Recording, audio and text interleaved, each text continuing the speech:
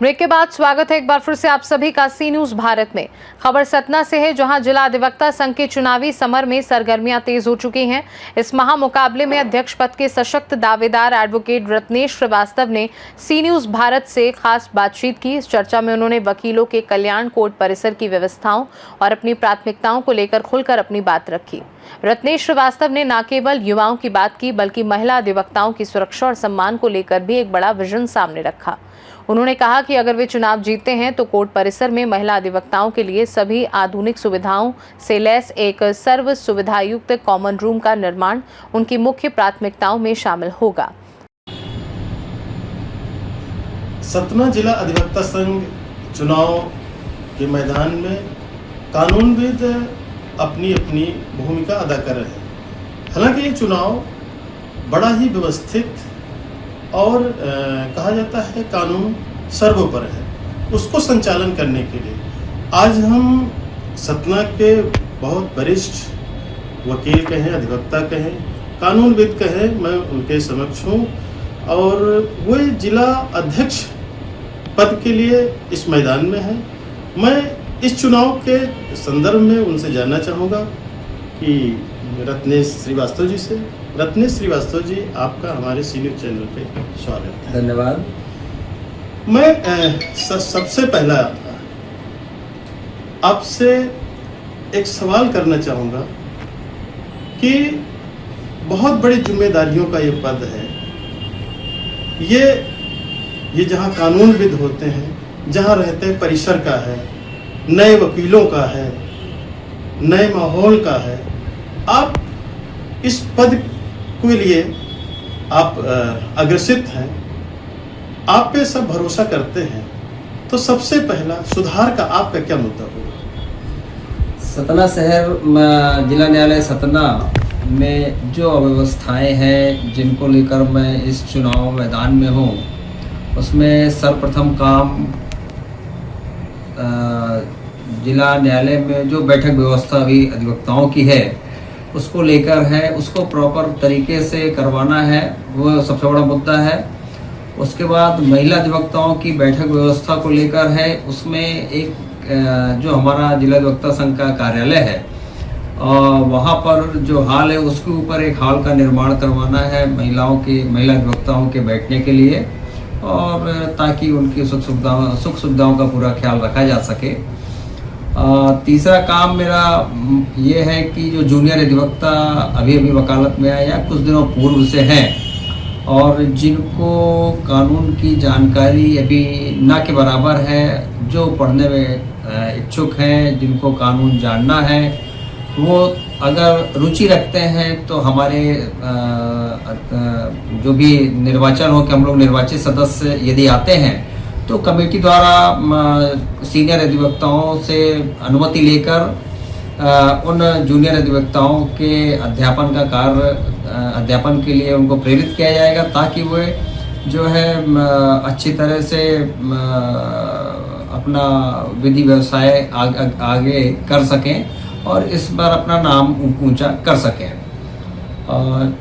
एक सतना जिला न्यायालय में एक सबसे बड़ी समस्या है, अभी तक यहाँ पर जितने भी तहसील प्लेस हैं सभी जगह लगभग न्यायालय भवन का उद्घाटन या न्यायालय भवन संचालित हो रहे हैं, किंतु सतना में भी न्यायालय भवन का उद्घाटन या न्यायालय भवन की भूमि पूजन अभी नहीं हो सकी है और न ही नवीन न्यायालय भवन का कार्य शुरू हो सका है, जिसके लिए यदि मुझे सतना के अधिवक्ता अध्यक्ष पद पर आसीन करते हैं तो मेरा सर्वप्रथम प्रयास यही रहेगा कि मैं माननीय उच्च न्यायालय जबलपुर से यहाँ पर नवीन न्यायालय भवन के भूमि पूजन का प्रयास करूँ, ताकि एक नवीन न्यायालय भवन को सुचारू रूप से बनाया जा सके, जिसमें अधिवक्ताओं के बैठने की व्यवस्था हो सके और सारे जो अभी अव्यवस्था है पार्किंग को लेकर, मुख्य मुद्दा पार्किंग भी है यहाँ पर,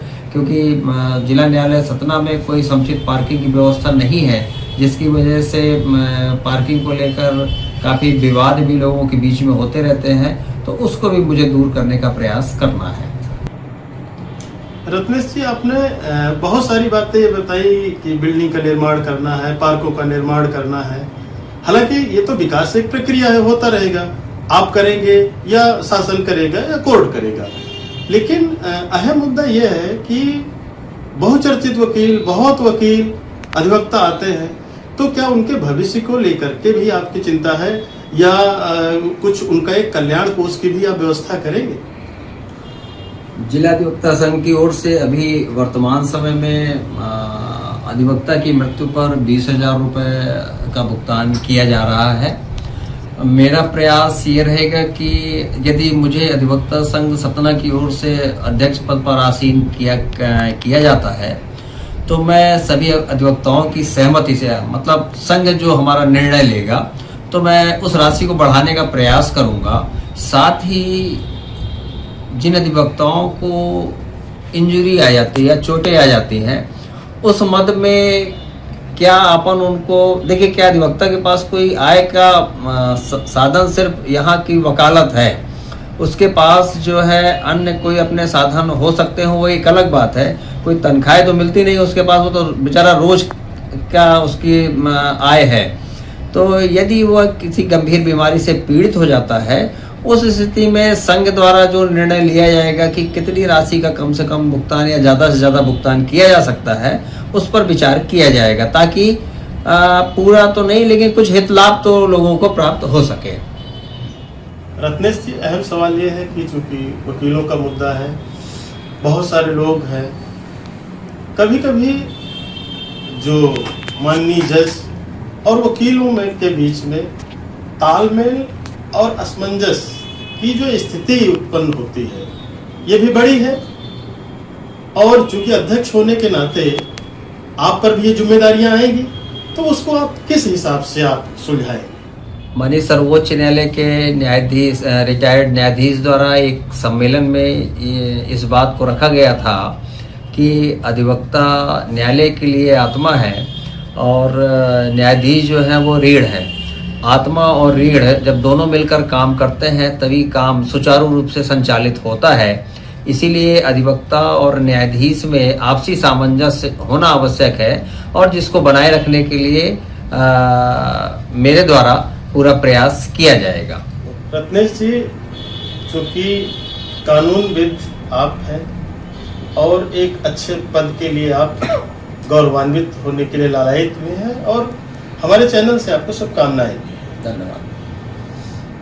आपसे आखिरी सवाल है कि चूंकि आपके लिए, वकीलों के लिए, अधिवक्ताओं के लिए लाइब्रेरी महत्वपूर्ण है, तो उसको अपडेट करने के लिए या टेक्नोलॉजी में लाने के लिए आपका एक सार्थक प्रयास क्या होगा?